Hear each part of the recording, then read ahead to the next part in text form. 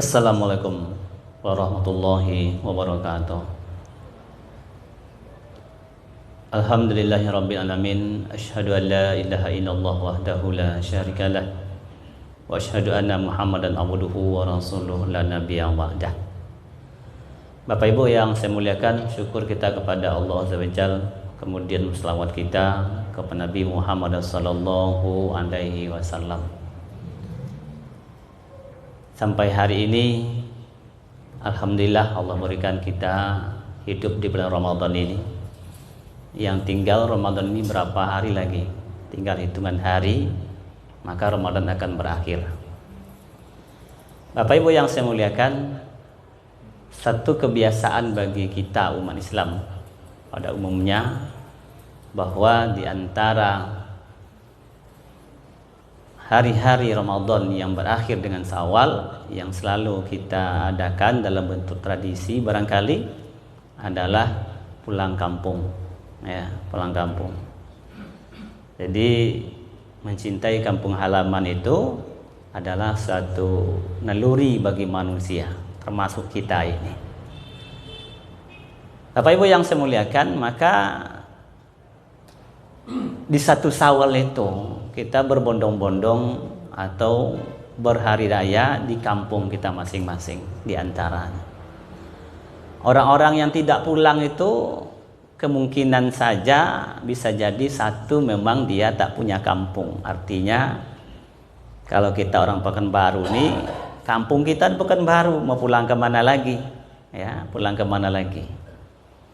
Yang kedua, yang tak pulang kampung itu memang terikat kerja gitu, mungkin kerja atau anak sekolah, ada hal yang mengikat sehingga dia tidak ikut dalam pulang kampung. Yang ketiga ini yang agak payah sedikit. Yang ketiga ini, kenapa orang tak pulang kampung itu? Jawabnya apa tuh Bang? Ya, piti ndak ado. Ya, piti ndak ado, ndak pulang kampung. Macam mana nak pulang kampung, uang ndak ada. Ya, ndak ada uang, macam mana nak pulang kampung? Nah, Bapak Ibu yang dimuliakan Allah, jadi umat Islam pada umumnya sangat antusias untuk berhari raya di kampung kita masing-masing. Ya. Mungkin ada yang ke barat, ada yang ke utara, ada yang ke timur, ada yang ke selatan, ke arah kampungnya. Untuk berhari raya di kampung itu selalu kita persiapan dengan matang, transportasi, ya, keuangan, segala keperluan lah. Agar apa? Agar nanti di kampung itu kita ada bersenang-senang dengan handai tolan, karib kerabat, teman-teman sejawat dan segala macam. Nah, perlu kita sadari bahwa tempat yang kita tuju, yang istilah kita tuh pulang kampung, itu adalah kampung tempat kelahiran kita gitu. Di timurkah, di baratkah, utarakah, selatankah, itu adalah tempat kelahiran kita, kampung tempat kelahiran kita. Nah, ada kampung kita yang sesungguhnya gitu. Apa kampung kita yang sesungguhnya? Akhirat. Nah, inilah yang kampung kita sesungguhnya. Apa bedanya dengan pulang kampung hari ini? Kalau pulang kampung hari ini, begitu kita nak berangkat, tanggalnya kita tentukan, balik ke sini pun juga kita tentukan. Tanggal sekian berangkat, pulang tanggal sekian. Tapi kalau kampung akhirat, begitu berangkat, tidak ada pulang-pulang. Ya, tidak ada pulang-pulang. Ini yang menjadi problem. Ya, kalau pulang kampung di dunia ini, kita tanggal nak pulang ke Pekanbaru ini jelas. Tapi kalau pulang kampung ke akhirat, ya, tidak ada balik lagi Bang. Tidak ada balik lagi. Yang kedua, ya, kalau kita pulang kampung nak ke kampung kelahiran kita, kita bersemangat.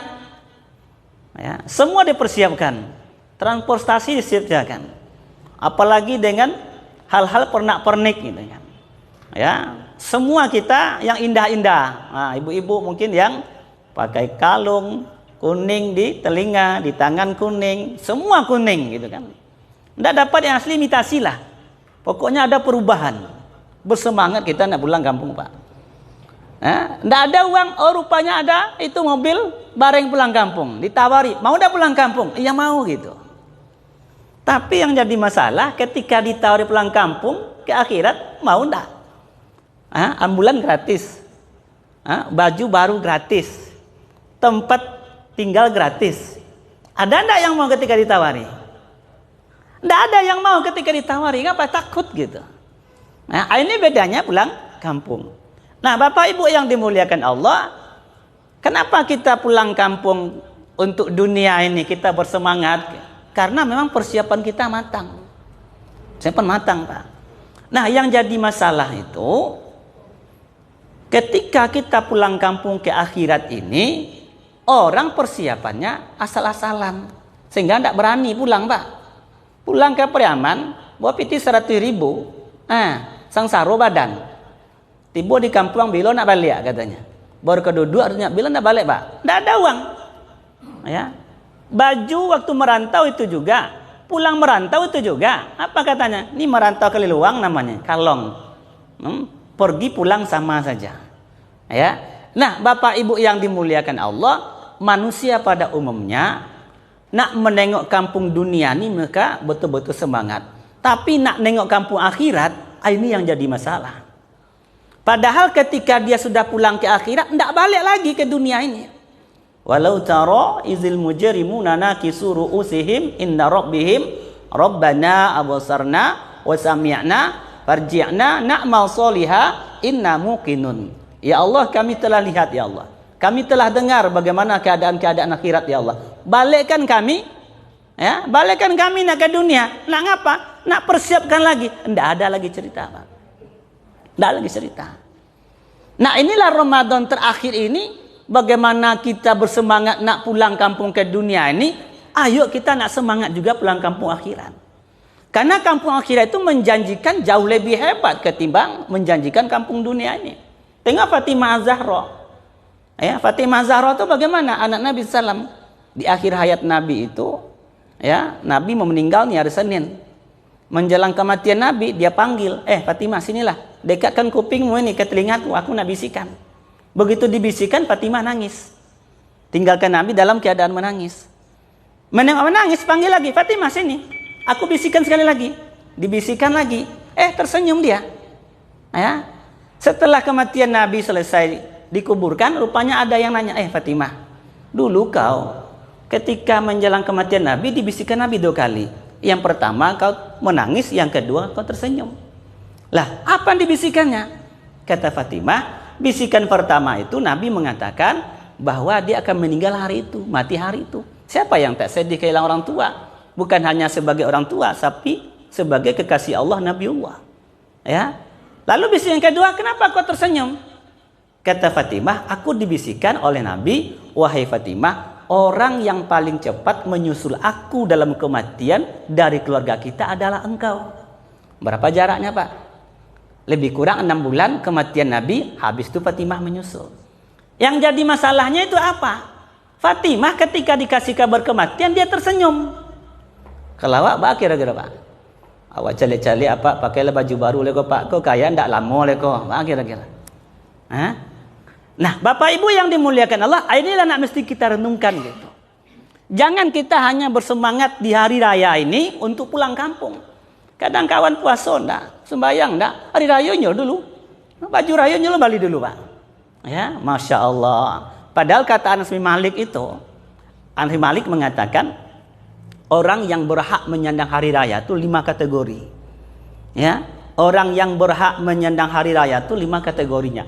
1, kata balik, ya, siapa yang berhak menyandang hari raya itu ketika dalam 1 hari atau berbuat dosa, maka dia berhak menyandang hari raya.